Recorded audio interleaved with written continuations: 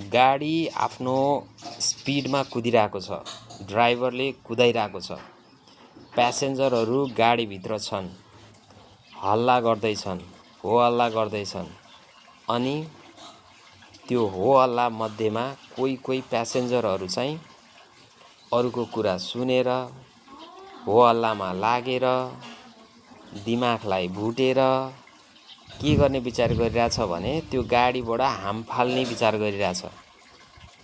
गाडीलाई पुग्नु छ एउटा गन्तव्यमा, तर त्यो मान्छे बाठो भएर त्यो गाडीबाट हाम फालेर ऊ ओर्लिन चाहन्छ भनेपछि त्यहाँबाट त्यो गाडीको त्यो स्पिडबाट झर्दाखेरि जुन एक्सिडेन्ट हुन्छ, हात खुट्टा इन्जरी हुन्छ, जे हुन्छ त्यसको चाहिँ जिम्मेवारी त्यो व्यक्ति स्वयंले लिनुपर्ने छ। हो त्यही सिचुएसन भएको छ अहिले हाम्रो देशमा।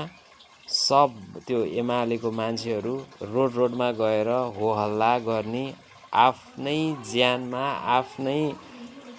आफ्नो शरीरलाई दुःख दिने काम तिनीहरू आफैले गरिरहेको छ होइन। अब एमालेको नेताहरूलाई समातेर छानबिन गरेर दोषी वा निर्दोष त्यो छानबिन आयोगले पत्ता लगाएर न उनीहरूलाई कारबाही गर्ने हो। गएर समातेर लिएर जाने बित्तिकै उनीहरूलाई फाँसी दिएर मार्ने त होइन नि त। त्यति नर्मल कुराहरू पनि किन नबुझेको यार।